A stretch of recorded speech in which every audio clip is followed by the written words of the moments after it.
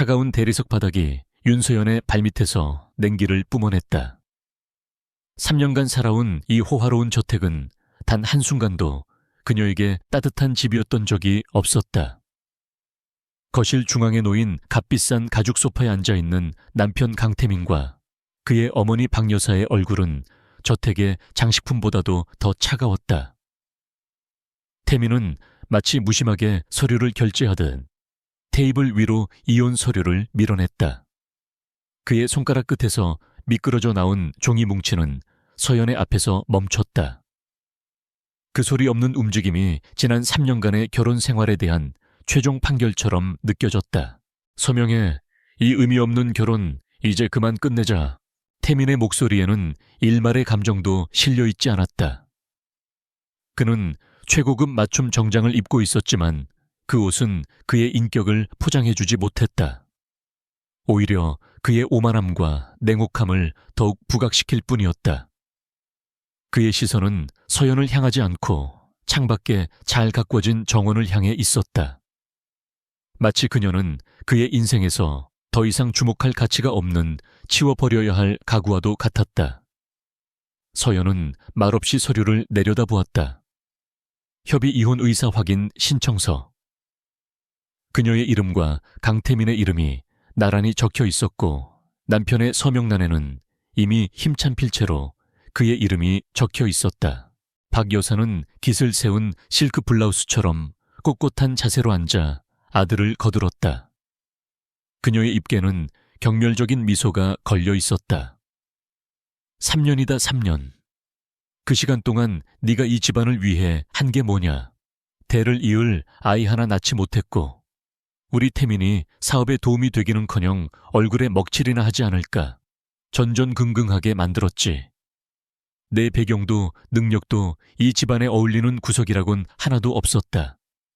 조용히 떠나는 게 네가 이 집안을 위해 할 수 있는 마지막이자 유일한 기여일 게다. 날카로운 말들이 비수처럼 날아와 꽂혔지만 서연의 표정은 호수처럼 평온했다. 그녀는 이미 이 모든 상황을 예견했다는 듯 어떠한 동요도 보이지 않았다. 서연은 천천히 고개를 들어 두 사람을 번갈아 보았다. 한때 사랑이라 믿었던 남편, 그리고 가족이 될 것이라 생각했던 시어머니. 그들의 눈에는 경멸과 안도감만이 가득했다. 자신을 떨쳐내고 더 높은 곳으로 나아가려는 야망에 불타는 남자와 아들의 발목을 잡는 존재를 제거하게 되어 후련해야 하는 여자. 그들의 세상에서 윤서연은 그저 잠시 머물다 가는 흠집에 불과했다. 그녀는 더 이상 아무 말도 하지 않았다. 어떤 변명도 어떤 원망도 입에 담지 않았다. 그럴 가치조차 없는 사람들이었다. 그녀는 조용히 테이블 옆에 놓여있던 펜을 집어들었다. 잉크가 부드럽게 미끄러지며 그녀의 이름이 강태민의 이름 옆에 자리 잡았다. 윤서연. 그 이름이 적히는 순간 3년간의 족쇄가 풀리는 듯한 기묘한 해방감이 밀려왔다. 서명을 마친 서연이 펜을 내려놓자 태민은 그제야 그녀에게 시선을 돌렸다. 그는 그녀가 눈물을 흘리며 매달리거나 최소한 분노라도 터뜨릴 것이라 예상했다. 하지만 그녀는 너무나도 담담했다. 마치 오랫동안 기다려온 순간을 맞이한 사람처럼. 그 평온함이 오히려 태민의 심기를 불편하게 만들었다. 그는 자신이 이 관계의 주도권을 쥐고 있다고 믿었지만 서연의 태도는 그 믿음을 미세하게 흔들었다. 그게 다인가? 서연이 처음으로 입을 열었다. 그녀의 목소리는 메마르고 낮았다. 그럼 이제 나가봐도 되겠지. 박 여사는 어이가 없다는 듯 헛웃음을 터뜨렸다. 나가봐도 되냐니. 여기가 어디 네가 허락받고 머물던 곳인 줄 아느냐. 당장 네 짐이나 챙겨서 사라져라. 위자료는 한 푼도 없을 줄 알아라. 네가 이 집안에서 받아먹은 밥값만 해도 어딘데. 그 말에 서연은 희미하게 미소 지었다. 그 미소는 슬픔도 체념도 아니었다. 그것은 상대를 완전히 이해했을 때 나오는 일종의 연민에 가까운 미소였다. 걱정 마세요. 제가 가져갈 것은 아무것도 없으니까요. 이 집안의 물건은 단 하나도 필요 없습니다. 그녀는 자리에서 일어나 2층의 침실로 향했다. 그녀의 발걸음은 망설임 없이 가벼웠다. 태미는 소파에 앉은 채 멀어지는 그녀의 뒷모습을 멍하니 바라보았다. 늘 조용하고 순종적이었던 여자. 그림자처럼 존재감이 없어서 때로는 답답하기까지 했던 여자. 그런데 오늘 그녀의 뒷모습은 어딘가 낯설었다. 마치 얇은 허물을 벗어던지고 본래의 모습을 드러내는 나비처럼 기이한 위압감마저 느껴졌다.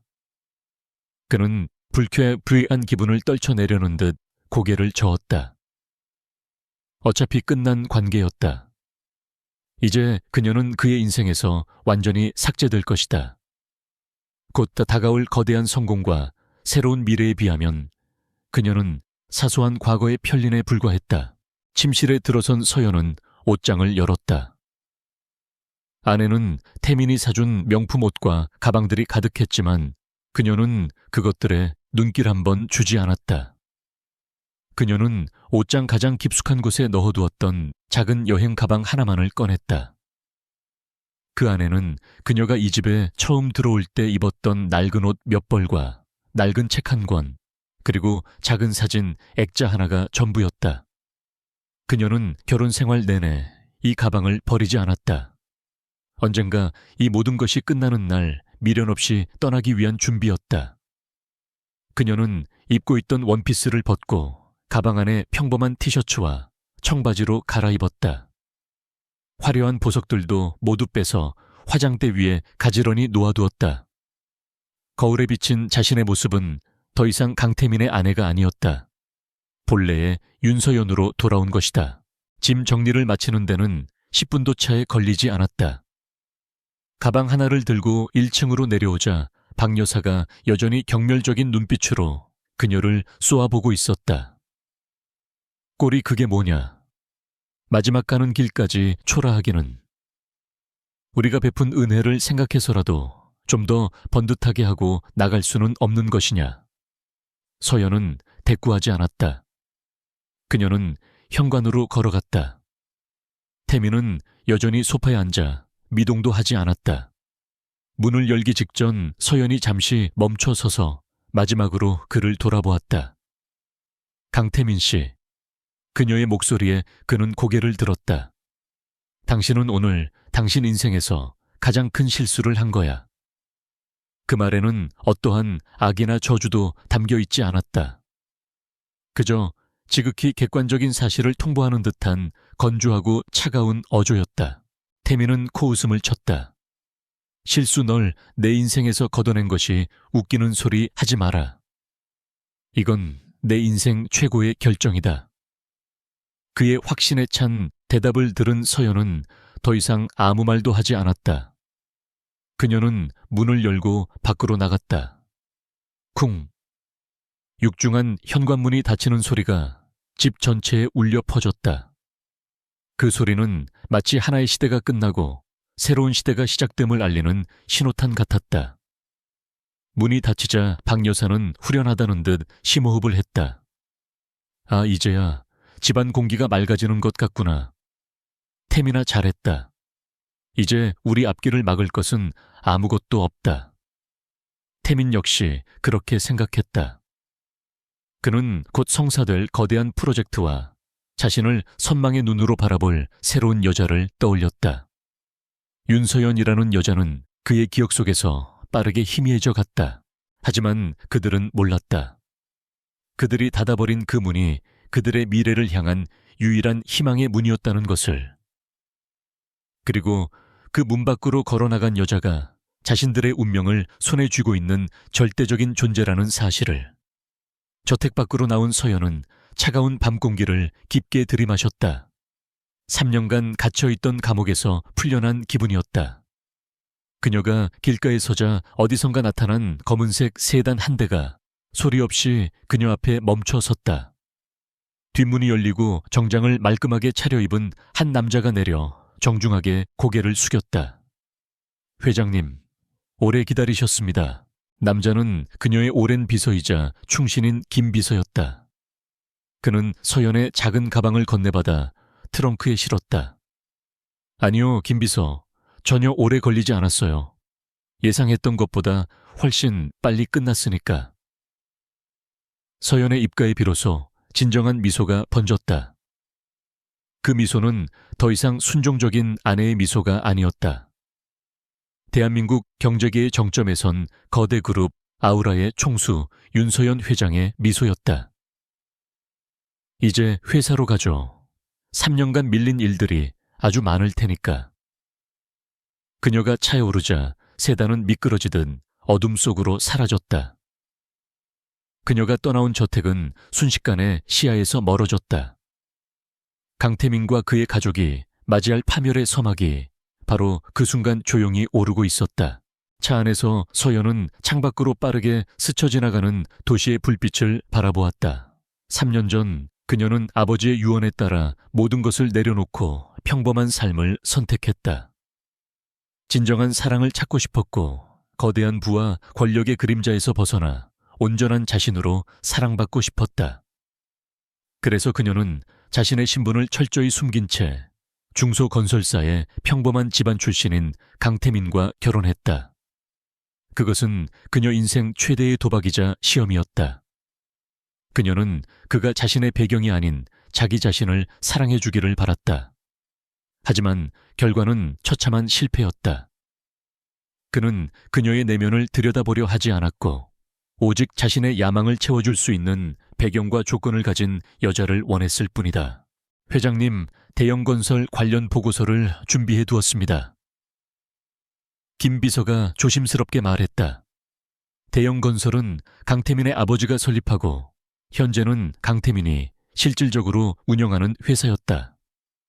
서연은 고개를 끄덕였다. 읽어보죠. 그들이 지금 가장 간절하게 원하는 게 뭐죠? 김 비서가 태블릿 PC를 건네며 보고했다. 자금난이 심각한 상황입니다. 무리한 사업 확장으로 부채 비율이 임계점에 도달했고 최근 주력 사업이었던 재건축 프로젝트마저 경쟁사에게 빼앗겼습니다. 현재 유일한 희망은 아우라 그룹이 주도하는 헬리오스 스마트시티 프로젝트의 2차 협력사로 선정되는 것뿐입니다. 그 건이 무산되면 3개월 안에 부도 처리될 가능성이 높습니다. 서연의 눈빛이 차갑게 빛났다.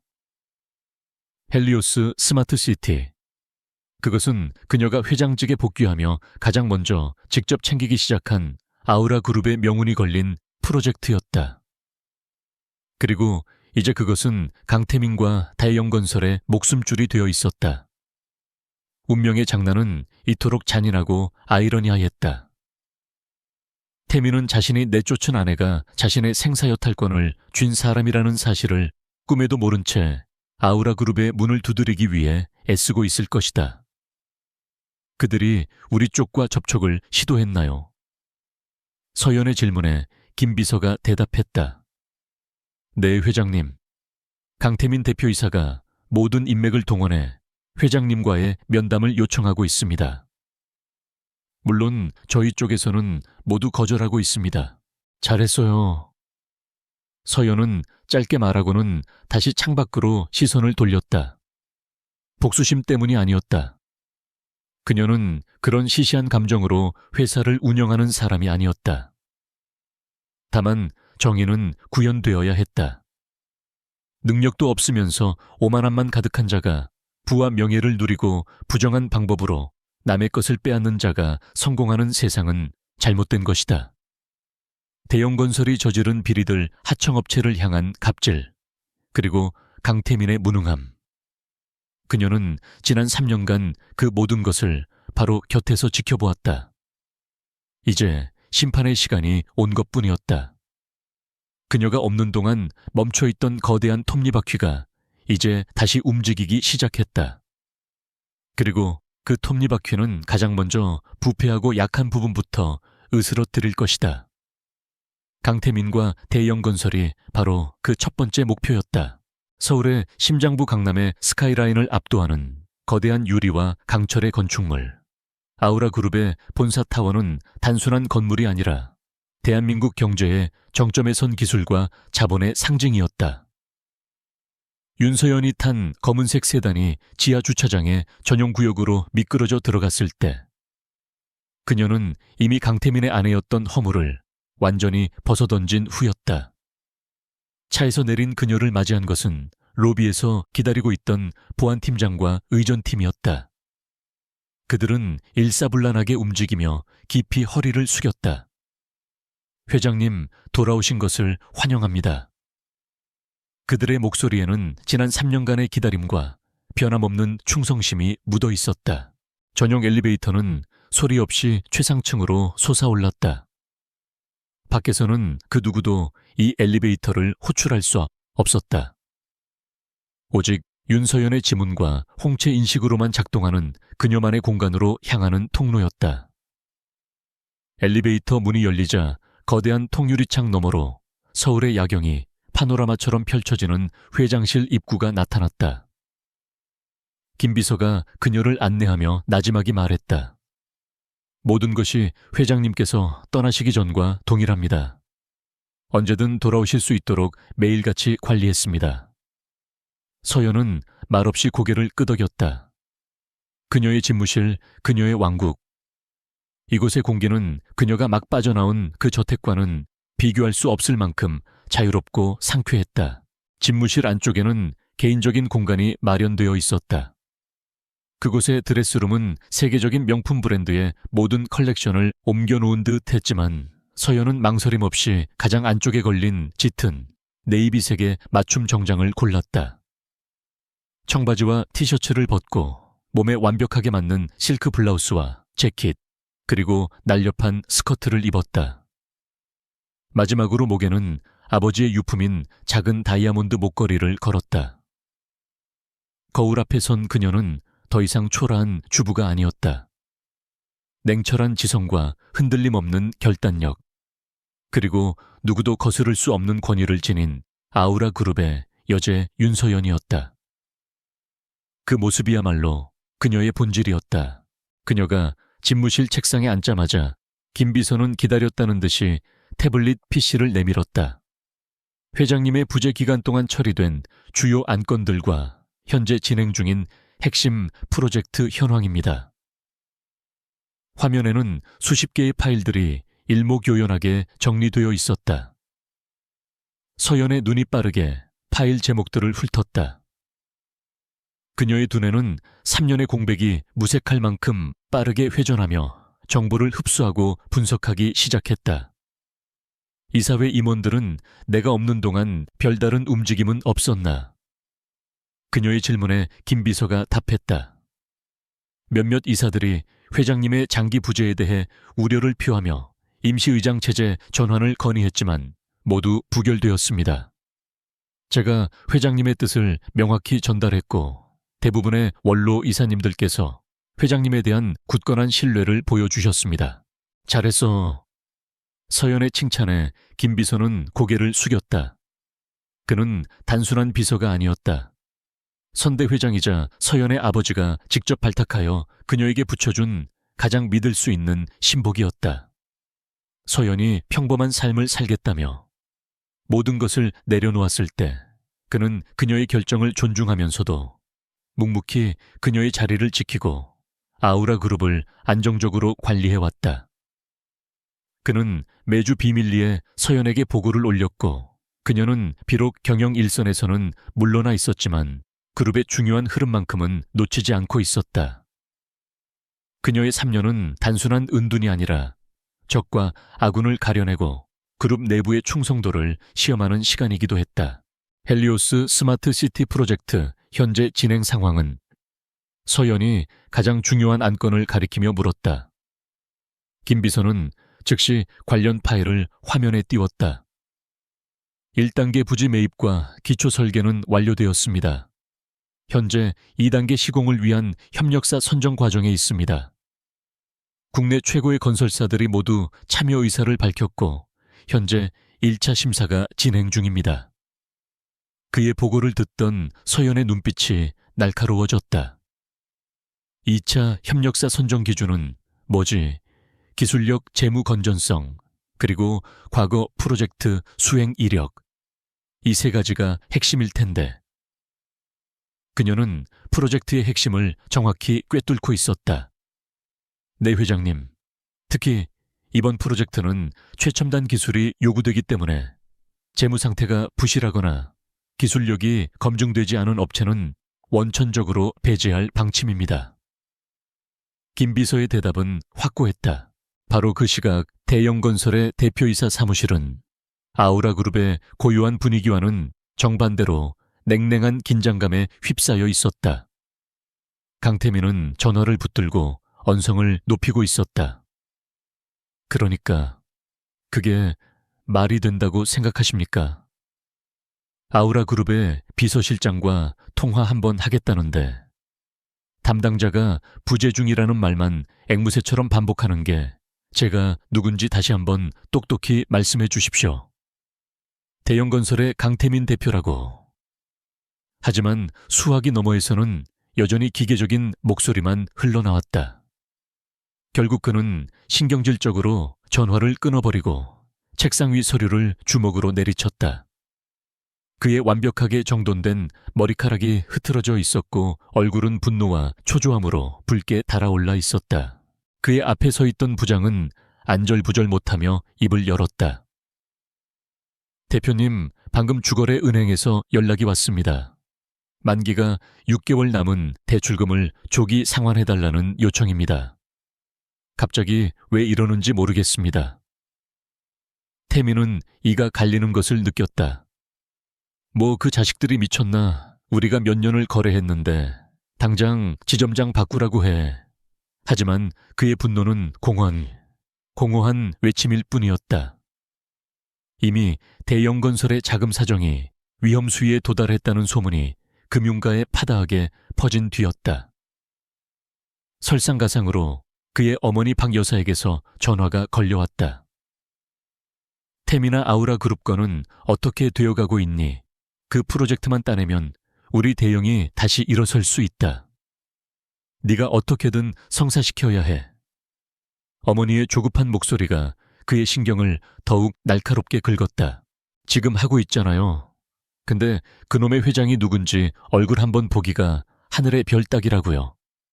그는 어머니에게 소리를 지르고는 전화를 끊었다. 모든 것이 뜻대로 되지 않았다. 이혼 서류에 서명할 때만 해도 그는 불필요한 짐을 덜어내고 훨훨 날아오를 자신을 상상했다. 하지만 현실은 정반대였다. 모든 방향에서 보이지 않는 벽이 그를 조여오고 있었다. 그는 이것이 단순한 불운이라고 생각했다. 그가 내쫓은 아내가 이 모든 상황의 중심에 서서 거대한 체스판의 말을 움직이듯 그의 운명을 조종하고 있다는 사실은 상상조차 하지 못했다. 그는 책상 위에 놓인 헬리오스 프로젝트 제안서를 노려보았다. 이것만이 유일한 동아줄이었다. 그는 무슨 수를 써서라도 이 줄을 잡아야만 했다. 다시 아우라 그룹의 회장실. 서연은 화상으로 긴급 임원회의를 소집했다. 화면에 나타난 각 부문 사장들은 갑작스러운 회장의 복귀 소식에 놀라면서도 이내 전열을 가다듬고 그녀의 지시를 기다렸다. 3년 만에 공식적으로 모습을 드러낸 그녀였지만 그 누구도 그녀의 권위에 의문을 제기하지 않았다. 오랜만입니다, 여러분. 제가 자리를 비운 동안 각자의 위치에서 최선을 다해 주신 점 감사하게 생각합니다. 짧은 인사말이 끝나자 그녀는 곧바로 본론으로 들어갔다. 헬리오스 프로젝트 협력사 선정과 관련하여 최종 후보 리스트는 제가 직접 검토하고 승인하겠습니다. 김 비서를 통해 관련 자료를 모두 제게 전달해 주시고 선정 과정의 투명성을 확보하기 위해 외부 감사를 포함한 이중 검증 시스템을 도입하도록 하세요. 단 하나의 비리나 외압도 용납하지 않겠습니다. 그녀의 목소리는 조용했지만 그 안에 담긴 힘은 회의에 참석한 모든 임원들을 압도했다. 그녀는 각 부문 사장들에게 송곳 같은 질문을 던졌고 막히는 부분이 있으면 즉각적인 대안을 제시했다. 30분 남짓한 짧은 회의였지만 아우라 그룹의 지휘 체계가 완벽하게 복원되었음을 모두가 실감할 수 있었다. 회의가 끝나고 김 비서는 수십 개의 업체 이름이 적힌 협력사 지원 리스트를 그녀의 책상 위에 올려놓았다. 서연은 명단을 천천히 훑어 내려갔다. 국내 굴지의 대기업들 이름 사이로 유독 눈에 익은 이름 하나가 보였다. 대영건설. 그 이름을 본 그녀의 눈빛이 순간 차갑게 가라앉았다. 그녀는 잠시 그 이름을 말없이 응시했다. 과거의 기억들이 희미한 파편처럼 머릿속을 스쳐 지나갔다.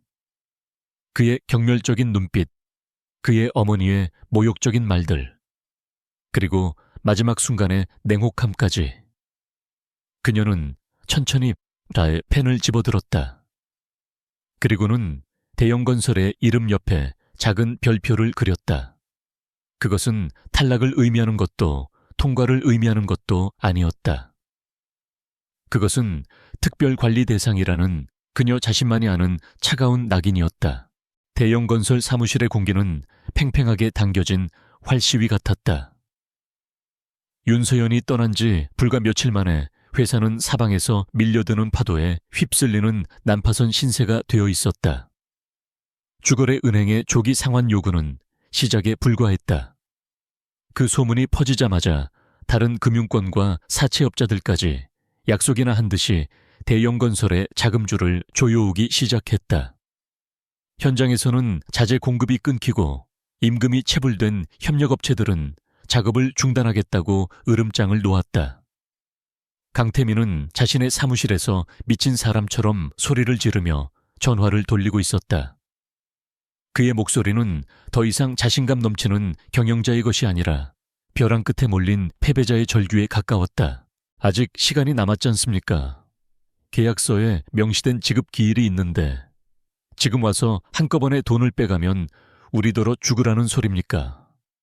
그는 수학이 너머의 채권자를 향해 애원과 협박을 섞어 외쳤지만 돌아오는 대답은 냉정했다. 강 대표님, 시장 상황이 좋지 않아서 저희도 어쩔 수 없습니다. 대영건설의 재무 상태에 대한 부정적인 보고서가 돌고 있어서요.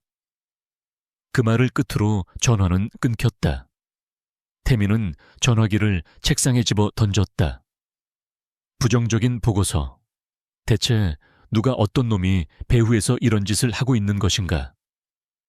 그는 단지 운이 나쁜 것이라 일시적인 위기일 뿐이라고 스스로를 세뇌하려 했지만 심장 깊은 곳에서는 거대한 음모의 그림자가 자신을 덮쳐오고 있음을 느끼고 있었다. 그때 사무실 문이 벌컥 열리며 박 여사가 매서운 표정으로 들어섰다.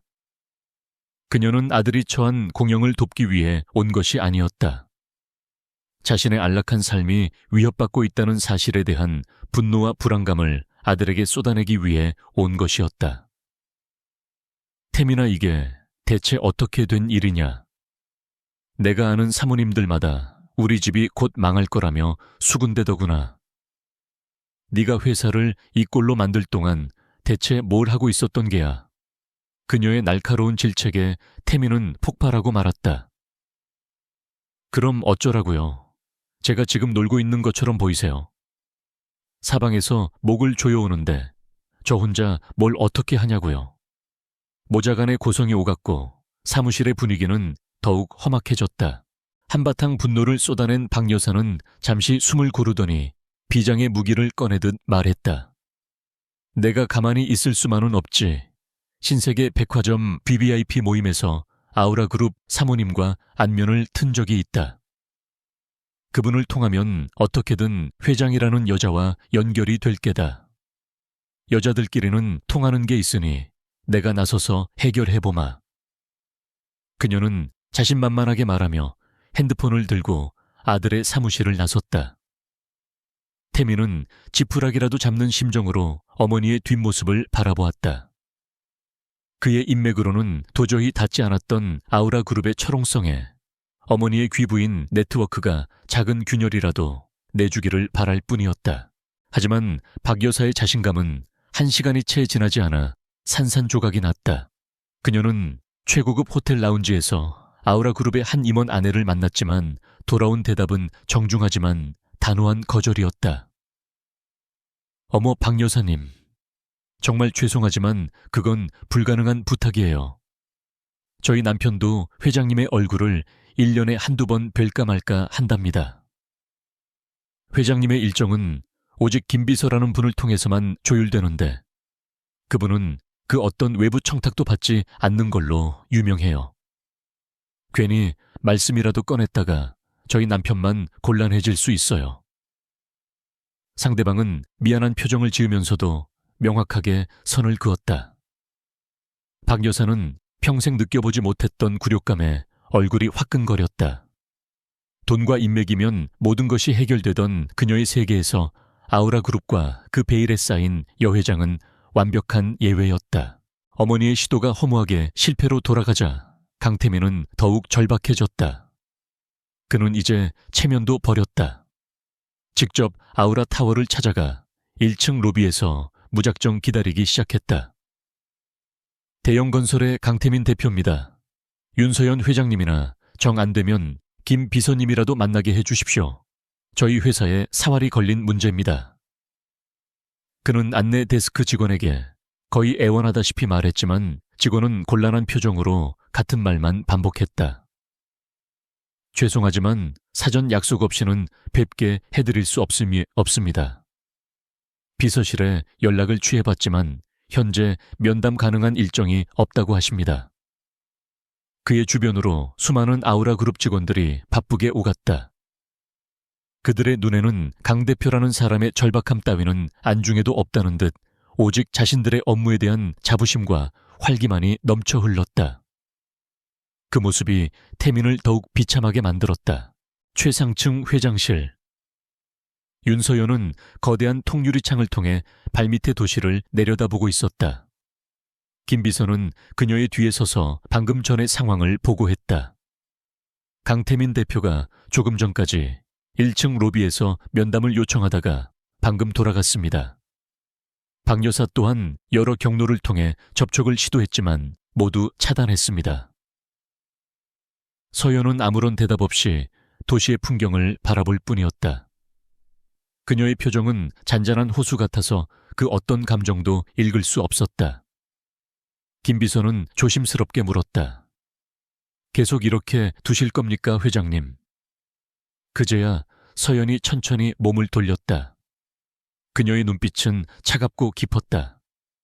급할 것 없어요, 김 비서. 벼랑 끝에 선 사람이 스스로 뛰어내리기까지는 시간이 필요한 법이죠. 우리는 그저 그가 다른 곳으로 도망칠 길은 없는지 확인만 하면 됩니다.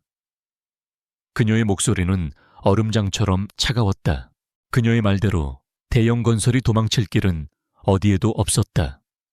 그들이 접촉하는 모든 은행과 투자자들은 약속이나 한 듯이 등을 돌렸다.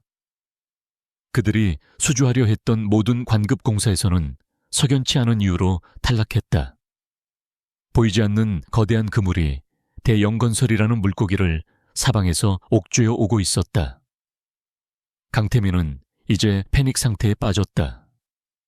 그는 자신의 사무실에 틀어박혀 술을 마시기 시작했다. 최고급 양주가 그의 목구멍으로 넘어갔지만 쓰디쓴 독약과도 같았다. 그때 사무실 벽에 걸린 대형 TV에서 경제 뉴스가 흘러나왔다. 아우라그룹 헬리오스 스마트시티 협력사 선정에 대한 원칙 발표. 재무 건전성과 기술력, 그리고 무엇보다 높은 수준의 기업 윤리를 갖춘 파트너와 함께할 것. 비리 연루 기업은 영구 배제 방침. 앵커의 목소리가 태민의 귀에 비수처럼 꽂혔다. 기업 윤리, 비리 연루 기업. 그 단어들은 마치 대형 건설을 저격하기 위해 만들어진 것처럼 느껴졌다.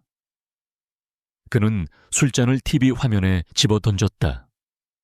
유리가 깨지는 파열음과 함께 화면 속에서 미소 짓고 있는 아나운서의 얼굴이 검게 변했다.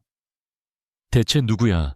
어떤 개자식이 감히 나 강태민과 대영을 상대로 이따위 장난을 치는 거냐고. 그의 절규가 텅 빈 사무실에 울려 퍼졌다. 그는 이 모든 것을 조종하는 거대한 손이 있다는 것은 직감했지만 그 손의 주인이 자신이 3년 동안 잠자리를 함께하고 불과 며칠 전 경멸을 담아 내쫓은 아내 윤서연이라는 것은 꿈에도 상상하지 못했다. 그의 머릿속에 아우라그룹의 그 미스터리한 여회장은 피도 눈물도 없는 냉혹한 괴물의 이미지로 각인되고 있었다. 대체 정체가 뭐야? 그 여자. 자기가 무슨 신이라도 되는 줄 아나. 그는 무너져 내리는 자존심과 절망감 속에서 보이지 않는 적을 향해 저주를 퍼부었다. 다가오는 폭풍의 거대함을 그는 아직 가늠조차 하지 못하고 있었다. 아우라 그룹의 회장실은 거대한 체스판을 내려다보는 전략 지휘소와 같았다. 윤서연은 체스 마스터처럼 냉정하게 판을 읽고 있었다. 그녀의 앞에는 김 비서가 가져온 대형 건설, 특별 감사 보고서가 놓여 있었다. 수백 페이지에 달하는 이 보고서는 아우라 그룹의 최고 정보 분석팀이 불과 며칠 만에 완성한 결과물이었다. 그것은 단순한 재무제표 분석이 아니었다. 대영건설이라는 썩은 나무의 뿌리부터 가지 끝까지 그 안에서 꿈틀거리는 모든 벌레들을 해부해 놓은 잔혹한 기록이었다. 그녀는 감정을 배제한 채 객관적인 데이터와 팩트를 하나하나 짚어 내려갔다. 보고서의 내용은 그녀의 예상보다 훨씬 심각했다. 강태민의 아버지 강 회장은 회사를 세운 창업주라기보다는 교활한 약탈자에 가까웠다. 그는 수십 년간 회계장부를 조작해 거액의 비자금을 조성했고 그 돈으로 정관계 인사들에게 뇌물을 뿌리며 사업을 확장했다. 강태민 역시 그 피를 그대로 물려받았다. 그는 주요 아파트 건설 현장에서 값싼 중국산 저급 자재를 국산 최고급 자재로 속여 납품받은 것처럼 서류를 꾸몄고 그 차액을 고스란히 자신의 주머니에 챙겨 넣었다. 또한 힘없는 하청업체들에게는 상습적으로 대금 지급을 미루거나 부당하게 단가를 후려치는 갑질을 일삼으며 그들의 피와 땀을 착취하고 있었다.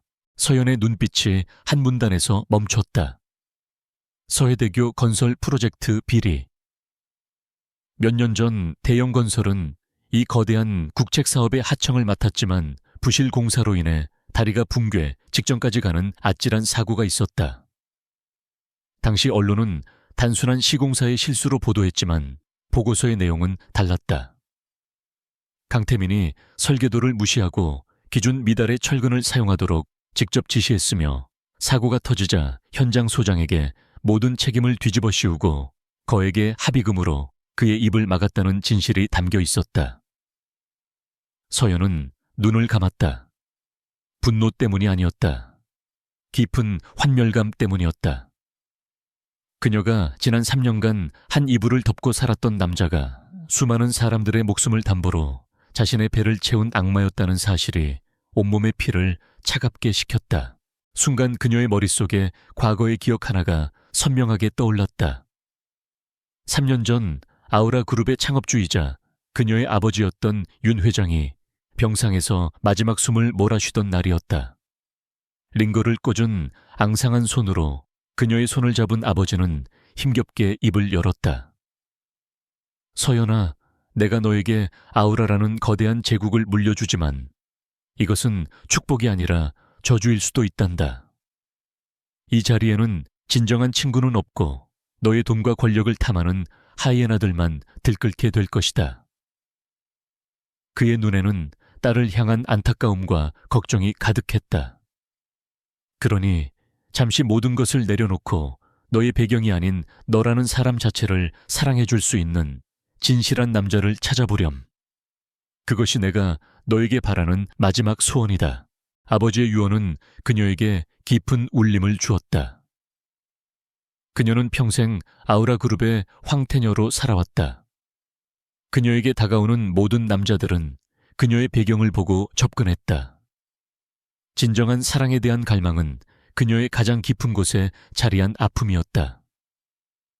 그래서 그녀는 아버지의 뜻에 따라 모든 것을 버리고 평범한 여자 윤서연으로 살아가기로 결심했다. 신분을 숨기고 들어간 작은 봉사단체에서 그녀는 강태민을 만났다. 그는 야심이 넘쳤지만 재벌 2세들의 오만함과는 다른 건강한 열정을 가진 것처럼 보였다.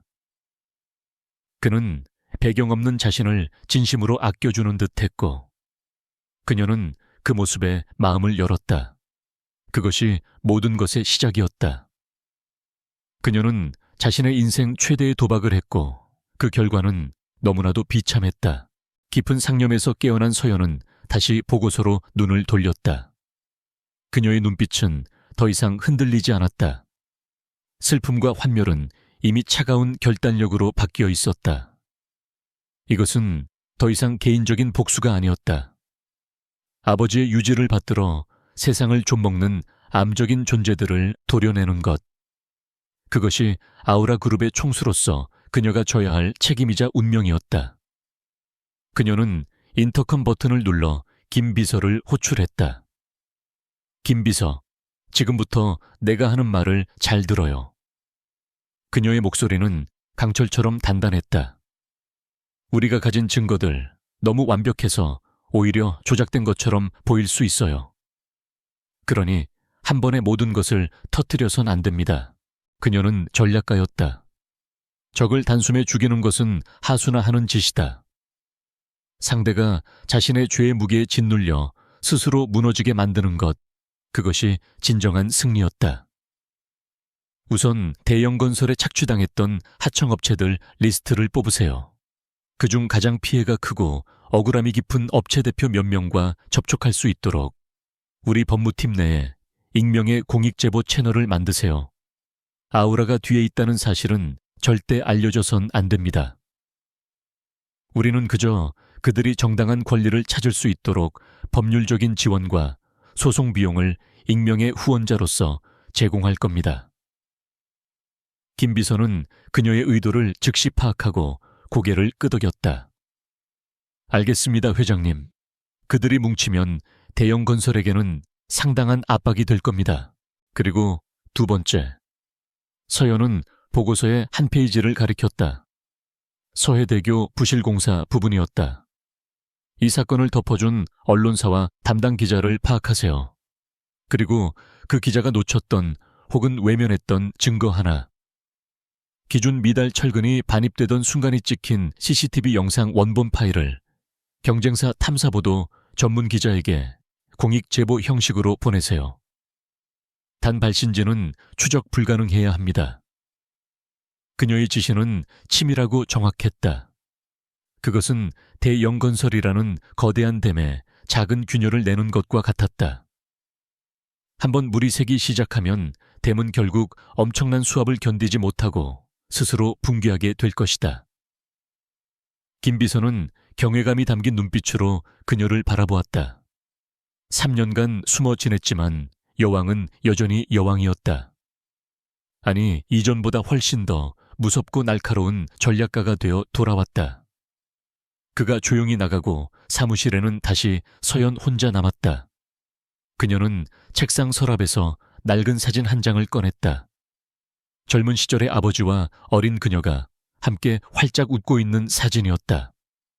보고 계세요, 아버지. 당신의 마지막 소원 제가 다른 방식으로 이루어 드릴게요. 그녀는 사진을 부드럽게 쓸어내리며 나지막이 속삭였다.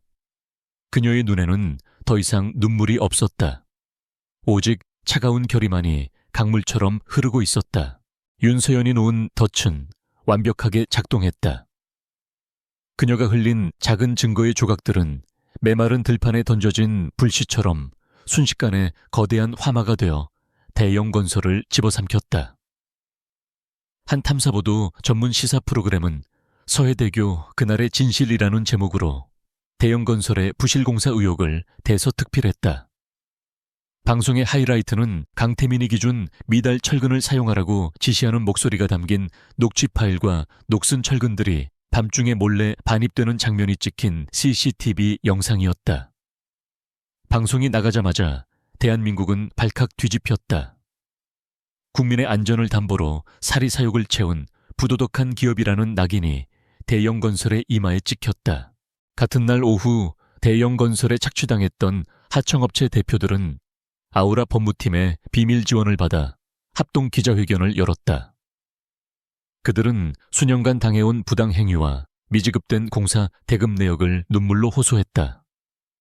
그들의 손에는 대형 건설의 갑질을 입증하는 계약서와 녹취록들이 들려 있었다. 두 개의 거대한 스캔들이 동시에 터지자 대형 건설의 주가는 개장과 동시에 폭락을 거듭했고, 검찰은 즉각 특별수사팀을 꾸려 대형 건설 본사에 대한 압수수색에 착수했다. 강태민과 그의 아버지는 출국 금지 조치가 내려졌다. 그들이 평생 쌓아 올린 것 같았던 성은 불과 하루아침에 모래성처럼 무너져 내리고 있었다. 강태민은 완전히 이성을 잃었다. 그는 자신의 사무실에서 값비싼 집기들을 부수며 짐승처럼 울부짖었다. 이건 함정이야. 누군가 우리를 죽이려고 파놓은 함정이라고. 그는 이제 이 모든 사태의 배후에 아우라그룹의 그 베일에 쌓인 여회장이 있다는 것을 확신했다. 헬리오스 프로젝트를 따내기 위한 경쟁사가 자신들을 제거하기 위해 아우라그룹과 손을 잡고 음모를 꾸몄다고 그는 그렇게 믿고 있었다. 그의 뒤틀린 생각 속에서 윤서연은 악마적인 지능을 가진 무서운 경쟁자일 뿐, 자신이 내쫓은 아내일 것이라는 상상은 단 1%도 하지 못했다. 절망의 나락에서 그는 마지막 도박을 결심했다. 이판사판이었다. 함께 죽을 수 없다면 너라도 죽어야겠다는 식의 처절한 발악이었다. 그는 자신의 내연녀이자 야심가인 오수진 상무를 비밀리에 만났다. 오수진은 경쟁사인 태영물산 오너의 딸로 태민과 비슷한 종류의 야망과 비뚤어진 욕망을 공유하는 사이였다. 태민은 그녀에게 자신의 계획을 털어놓았다. 아우라그룹의 약점을 잡아야겠어. 그 정체불명의 회장이라는 여자 뒤가 구린 구석이 분명히 있을 거야. 돈 세탁이든 해외 비자금이든 아니면 추잡한 남자관계든 뭐라도 좋아. 그걸 터뜨려서 헬리오스 프로젝트 자체를 흔드는 거야. 진흙탕 싸움으로 끌고 가면 우리에게도 협상의 여지가 생길 수 있어. 그의 눈은 광기로 번들거렸다. 오수진은 잠시 생각에 잠기더니 이내 교활한 미소를 지으며 고개를 끄덕였다. 재미있겠네. 믿져야 본전이니까. 내가 아는 찌라시 전문 기자가 있어. 가짜뉴스 하나 만들어내는 건 일도 아니지. 그들의 추악한 계획은 신속하게 실행되었다. 다음 날 한 인터넷 연예 매체에 자극적인 제목의 기사가 올라왔다. 단독 아우라그룹 윤 회장 해외 조세피난 처해, 수천억대 비자금 조성 의혹 헬리오스 프로젝트는 거대한 돈 세탁 창구. 기사에는 그럴듯하게 조작된 해외 계좌 내역서 사진과 윤 회장이 외국인 남성과 다정하게 찍힌 것처럼 보이는 합성 사진까지 첨부되어 있었다. 내용은 전부 거짓이었지만 대중의 호기심을 자극하기에는 충분했다. 기사는 SNS를 통해 빠르게 퍼져나갔고 잠시나마 아우라그룹의 주가가 휘청였다. 강태민과 오수진은 자신들의 사무실에서 실시간으로 상황을 지켜보며 회심의 미소를 지었다. 이제 아우라그룹에서 협상 제안이 올 것이라고 그들은 굳게 믿었다. 하지만 그들의 기대는 곧 처참하게 박살났다. 아우라그룹 본사타워의 위기관리 상황실. 윤서연은 수십 개의 모니터가 번쩍이는 방 중앙에 앉아 김비서와 함께 모든 상황을 침착하게 지켜보고 있었다. 그녀의 표정은 마치 상대의 수를 완벽하게 예측한 체스 챔피언처럼 고요했다. 예상했던 대로네요. 궁지에 몰린 쥐는 원래 앞뒤 가리지 않고 물어뜯는 법이죠. 그녀가 나지막이 말하자 김비서는 고개를 끄덕였다. 네, 회장님. 모든 준비는 끝났습니다. 지시만 내리시면 됩니다. 서연은 짧게 명령했다. 시작해요.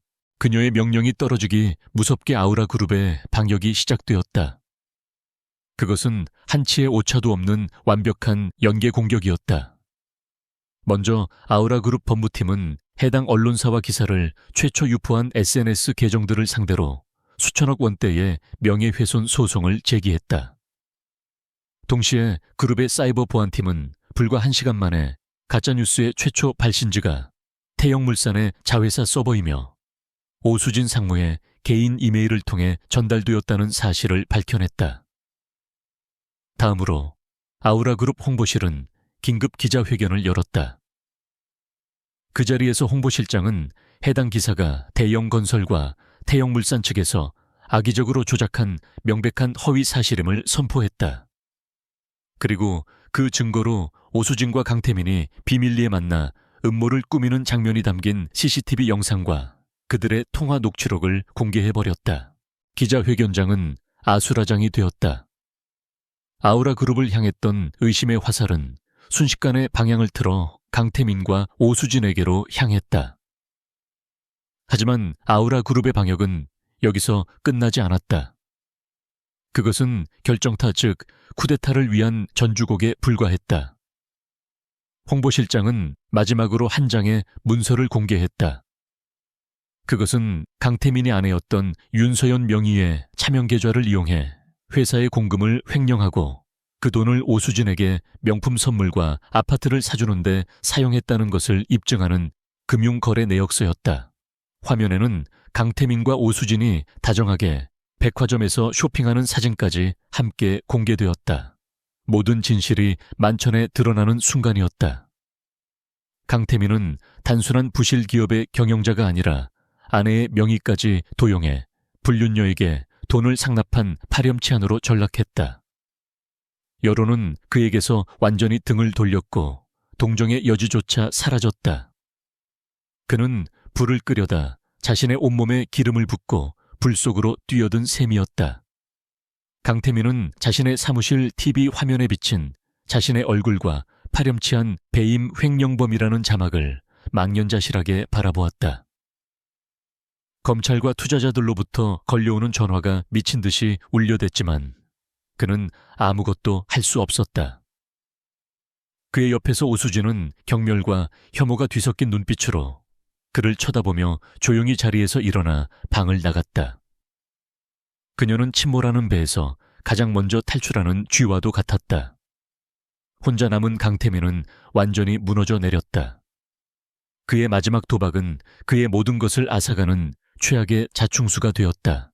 강태민의 세계는 잿더미가 되었다. 언론은 그의 비리와 파렴치한 사생활을 연일 대서특필했고 검찰의 수사망은 그의 턱 밑까지 조여왔다. 회사는 사실상 공중분해되었고 평생을 바쳐 모은 재산은 채권단에 의해 동결되었다. 그가 기댔던 모든 것들, 돈명의 인맥, 그리고 오수진이라는 여자까지 신기루처럼 사라져버렸다. 그는 폐허가 된 자신의 사무실에 홀로 앉아 텅 빈 눈으로 허공을 응시했다. 바로 그때 그의 핸드폰이 울렸다. 발신자는 모르는 번호였다. 받을 힘도 없었지만 전화는 집요하게 계속 울렸다. 마지못해 그가 전화를 받자 수화기 너머로 지극히 정중하고 기계적인 목소리가 흘러나왔다. 대영건설의 강태민 대표님 되십니까? 저는 아우라그룹 회장 비서실의 김 실장입니다. 강태민의 심장이 쿵 하고 내려앉았다. 아우라그룹, 김 비서. 그 이름들은 이제 그에게 사신 시셴의 이름과도 같았다. 무슨 일이오? 그의 목소리는 쉰 모래처럼 거칠었다. 김 비서는 감정 없는 목소리로 말을 이었다. 저희 회장님께서 강 대표님과의 면담을 원하십니다. 내일 오전 10시 아우라타워 최상층 보드룸으로 오시면 됩니다. 박 여사님께서도 동행하셔도 좋습니다. 그 말을 끝으로 전화는 끊겼다. 태민은 한동안 멍하니 핸드폰을 들고 있었다. 면담 이제 와서 모든 것을 빼앗아간 뒤에 이제 와서 만나자고, 그것은 마치 사형 집행 전에 마지막 식사와도 같이 잔인하게 느껴졌다. 이 소식을 들은 박 여사는 그러나 마지막 남은 한 줄기 희망이라도 붙잡으려는 듯 아들의 옷을 붙잡고 매달렸다. 가야 한다. 태민아, 가서 빌어야 해. 그 회장이 여자라지 않느냐. 가서 무릎이라도 꿇고 빌면 여자 마음 약해서 혹시 아니 어떻게든 용서해 줄지. 그녀의 얼굴에는 절박함과 함께 일말의 비굴한 기대감이 서려 있었다. 다음날 오전 강태민과 박 여사는 아우라 타워 로비에 섰다. 불과 얼마 전 그가 문전박대를 당했던 바로 그 장소였다. 하지만 오늘 안내데스크 직원은 그의 이름을 듣자마자 깍듯한 태도로 그들을 전용 엘리베이터로 안내했다. 로비를 가로지르는 동안 수많은 직원들의 시선이 그들에게 쏟아지는 것 같았다. 동정경멸 혹은 단순한 호기심. 그 모든 시선이 비수가 되어 그들의 심장을 찔렀다. 엘리베이터는 숨막히는 침묵 속에서 최상층으로 올라갔다. 문이 열리자 김 비서가 복도 끝에서 그들을 기다리고 있었다. 그는 아무 말 없이 그들을 거대한 회의실 문 앞으로 이끌었다. 그 육중한 원목문은 마치 지옥의 문처럼 느껴졌다. 김 비서가 문을 열며 나지막이 말했다. 들어가시죠. 회장님께서 기다리고 계십니다. 회의실은 거대하고 텅 비어 있었다. 방의 한쪽 벽면 전체가 통유리로 되어 있어 서울의 정형이 발 아래에 펼쳐져 있었다. 그 압도적인 풍경을 등지고 긴 테이블 가장 안쪽 상석에 놓인 높은 등받이 의자에 한 사람이 앉아 있었다. 그 인물은 등을 돌리고 앉아 창밖을 내다보고 있어서 얼굴을 확인할 수는 없었다. 김 비서가 방 안으로 들어서며 정중하게 보고했다. 회장님, 대형건설의 강태민 대표와 박 여사님이 도착했습니다. 그 말이 끝나자 의자가 아주 천천히 소리 없이 돌아가기 시작했다. 강태민과 박 여사는 마른 침을 삼키며 의자에 앉은 인물의 얼굴이 드러나기를 기다렸다.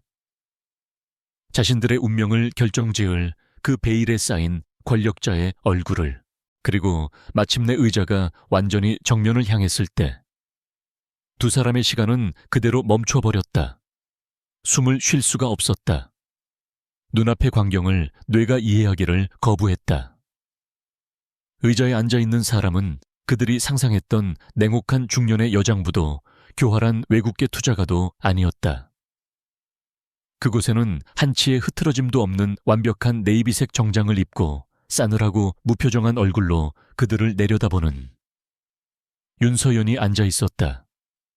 그들이 3년 동안 무시하고 경멸했으며 얼마 전 헌신짝처럼 내버린 바로 그 여자 윤서연이었다. 강태민의 입에서 의미 없는 소리가 새어나왔다. 그의 얼굴에서 핏기가 완전히 가셨고 두 다리가 풀려 하마터면 주저앉을 뻔했다. 박 여사는 비명을 지르는 대신 손으로 자신의 입을 틀어막았다. 그녀의 눈은 공포와 경악으로 금방이라도 튀어나올 것처럼 커져 있었다. 서연, 아가, 네가 왜 거기에? 그녀는 자신도 모르게 더듬거리며 말을 내뱉었다. 서연은 아무런 대답도 하지 않았다. 그녀는 그저 얼음처럼 차가운 눈빛으로 두 사람이 무너져 내리는 모습을 관망할 뿐이었다. 지난 3년간 그들이 자신에게 퍼부었던 모든 모욕적인 말들, 경멸의 눈빛들, 이혼 서류를 내밀던 태민의 냉혹한 얼굴, 그 모든 기억들이 파노라마처럼 스쳐 지나가며 이제는 날카로운 파편이 되어 두 사람의 심장을 난도질했다. 그들이 그토록 만나고 싶어 했던 아우라 그룹의 회장, 자신들의 목숨줄을 쥔 절대자가 자신들이 가장 하찮게 여겼던 존재였다는 잔혹한 진실. 그것은 그들의 오만했던 인생 전체를 부정하는 거대한 망치였다. 한참의 침묵 끝에 서연이 처음으로 입을 열었다. 그녀의 목소리는 회의실의 차가운 공기처럼 낮고 건조했다. 앉으시죠. 마지막으로 정리할 이야기가 있으니. 그녀의 말에 두 사람은 마치 꼭두각시처럼 비틀거리며 의자에 주저앉았다. 박 여사는 그제야 정신을 차렸는지 의자에서 내려와 바닥에 무릎을 꿇었다. 아가, 아니 회장님, 저희가 죽을 죄를 지었습니다. 제가 미쳤었나 봅니다. 제 아들도 저도 아무것도 몰랐습니다. 제발 용서해 주십시오. 그녀는 눈물을 쏟아내며 서연의 발치에 매달리려 했다. 하지만 서연의 눈빛은 조금도 흔들리지 않았다. 그 이름으로 날 부르지 마십시오, 박 여사님. 당신 며느리는 이미 며칠 전에 죽었으니까. 그 냉정한 말에 박 여사의 울음소리가 뚝 그쳤다. 태미는 떨리는 목소리로 간신히 물었다. 왜 이런 짓을 한 거야?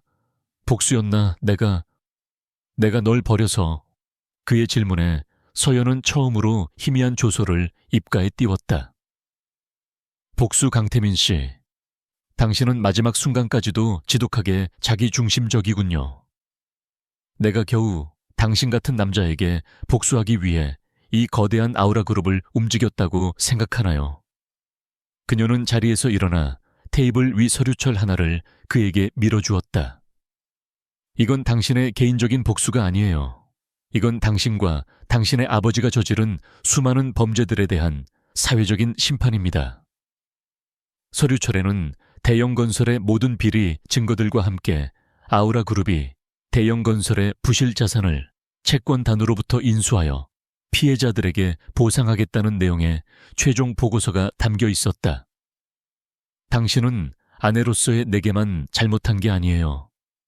당신은 당신의 회사를 믿었던 수많은 사람들, 당신 밑에서 피땀 흘려 일했던 노동자들, 그리고 당신이 지은 집에 사는 사람들의 안전까지 그 모든 것을 배신했습니다. 내가 당신에게 주었던 3년의 시간은 당신에게 남은 마지막 한 조각의 양심이라도 있는지 확인하기 위한 시험이었어요. 그리고 당신은 그 시험에서 처참하게 실패했습니다. 그녀의 목소리는 판사가 판결문을 읽듯 장엄하고 단호했다. 이건 복수가 아니에요. 이건 정의입니다. 그녀는 말을 마치고 자리에서 일어섰다. 그것으로 모든 것은 끝이었다. 김 비서, 이분들 검찰청까지 잘 모셔다 드려요. 내가 보낸 마지막 선물이라고 전하고. 그녀는 더 이상 두 사람에게 눈길도 주지 않고 다시 창밖의 도시를 향해 몸을 돌렸다. 김 비서가 다가와 넋이 나간 두 사람을 일으켜 세웠다. 질질 끌려 나가면서 강태민은 마지막으로 서연의 뒷모습을 돌아보았다. 그가 단 한 번도 제대로 알아보려 하지 않았던 아내의 뒷모습. 그 뒷모습은 이제 그가 감히 우러러볼 수도 없는 거대한 여자의 모습이 되어 그가 잃어버린 모든 세계를 발 아래에 두고 있었다. 폭풍이 지나간 자리는 고요했다. 강태민과 그의 아버지는 법의 엄정한 심판을 받았다. 수십 년간 쌓아온 그들의 죄악들은 아우라 그룹이 제출한 명백한 증거들 앞에서 낱낱이 파헤쳐졌다. 배임 횡령, 뇌물공여, 건설법 위반 등 수많은 혐의가 인정되어 부자, 후지는 나란히 죄수복을 입고 차가운 감옥에 수감되었다. 한때 세상을 호령할 듯 오만했던 그들의 모습은 온데간데 없고 모든 것을 잃은 초라한 범죄자의 모습만이 신문 사회면을 장식했다. 그들의 몰락은 정의가 때로는 더딜지언정 반드시 실현된다는 사실을 보여주는 씁쓸한 교훈이 되었다. 박 여사는 홀로 남겨졌다. 그녀가 평생 자부심으로 여겼던 강남의 호화로운 저택은 은행에 차압당했고 그녀는 변두리의 작은 빌라로 쫓겨나다시피 이사해야 했다. 그녀가 속해 있던 화려한 사교계의 친구들은 약속이나 한 듯이 그녀에게 등을 돌렸다. 그녀의 전화는 더 이상 울리지 않았고 그녀를 찾아오는 사람도 없었다. 그녀는 텅 빈 집에서 홀로 과거의 영광을 곱씹으며 자신이 내쫓았던 며느리가 어떤 존재였는지를 매일같이 되새김질해야 하는 형벌을 받았다. 그것은 감옥살이보다 더 길고 잔인한 형벌이었다. 한편 공중분해된 대형건설의 자산들은 아우라 그룹의 자회사로 흡수되었다. 윤서연은 가장 먼저 대형건설에 착취당했던 하청업체들의 밀린 대금을 전액 지급하도록 지시했다. 또한 부실공사로 위험에 처했던 아파트 주민들을 위해서는 보상금 지급과 함께 전면적인 안전보강공사를 실시했다. 그녀의 정의는 처벌에서 끝나는 것이 아니라 피해자들의 상처를 치유하고 무너진 것을 바로 세우는 회복의 정의였다. 몇 달의 시간이 흘렀다. 세상은 언제나 그랬듯 대영건설이라는 이름과 그 오너 일가의 비극을 서서히 잊어가고 있었다. 아우라타워 최상층 회장실에서 윤서연은 깊은 밤 홀로 서울의 야경을 내려다보고 있었다. 도시의 불빛은 마치 밤하늘의 별처럼 아득하게 반짝였다.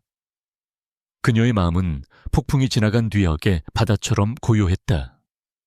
지난 몇 달간의 일들은 마치 격렬한 꿈처럼 느껴졌다. 그녀는 강태민을 생각했다. 이제 그의 얼굴을 떠올려도 더 이상 분노나 슬픔 같은 감정은 일어나지 않았다. 남은 것은 그저 인간의 어리석음에 대한 희미한 연민뿐이었다. 그를 향한 복수는 애초에 그녀의 목적이 아니었다.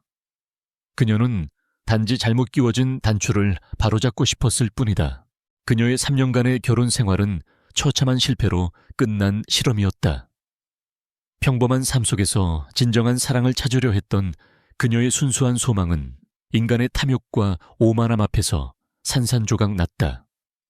하지만 그녀는 그 실험을 통해 돈으로 살 수 없는 귀중한 교훈을 얻었다. 그녀는 세상의 밑바닥을 보았고 힘없는 사람들의 눈물을 보았으며 권력이 어떻게 인간을 타락시키는지 똑똑히 목격했다. 그 시간은 그녀를 더 단단하고 더 현명하며 더 자비로운 리더로 만들었다. 아버지의 유언을 완벽하게 지키지는 못했지만 그녀는 이제 아버지의 유산을 어떻게 지키고 발전시켜야 하는지를 명확히 깨닫게 되었다.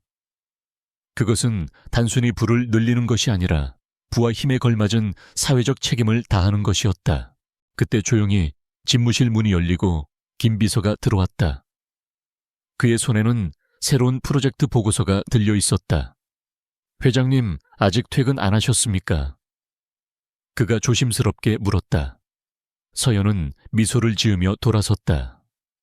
김 비서도 아직이네요. 무슨 일이죠? 김 비서는 보고서를 그녀의 책상 위에 올려놓았다.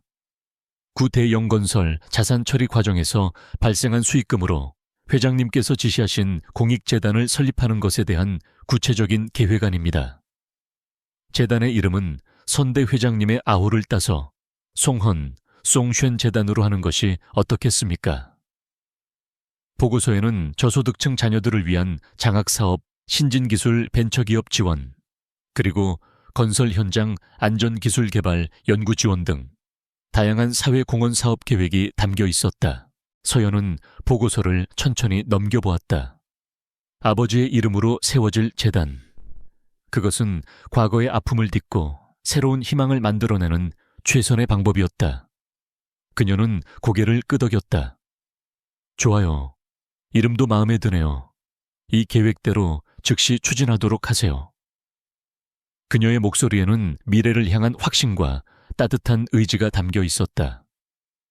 김 비서는 밝은 얼굴로 고개를 숙이고 집무실을 나갔다. 혼자 남은 서연은 다시 창가로 다가갔다. 동쪽 하늘이 서서히 밝아오고 있었다. 칠흑 같던 어둠이 물러나고 장엄한 여명이 도시의 스카이라인을 황금빛으로 물들이고 있었다. 그것은 그녀의 인생에 새롭게 찾아온 새벽과도 같았다. 길고 길었던 폭풍의 밤이 끝나고 마침내 고요하고 찬란한 아침이 밝아오고 있었다. 그녀는 더 이상 누군가의 아내도 아버지의 그늘 아래 선 딸도 아니었다. 그녀는 아우라 그룹의 회장 윤서연. 자신의 힘으로 자신의 왕국을 이끌고 자신의 의지로 세상을 더 나은 곳으로 만들어 나갈 단 한 사람의 온전한 주체였다.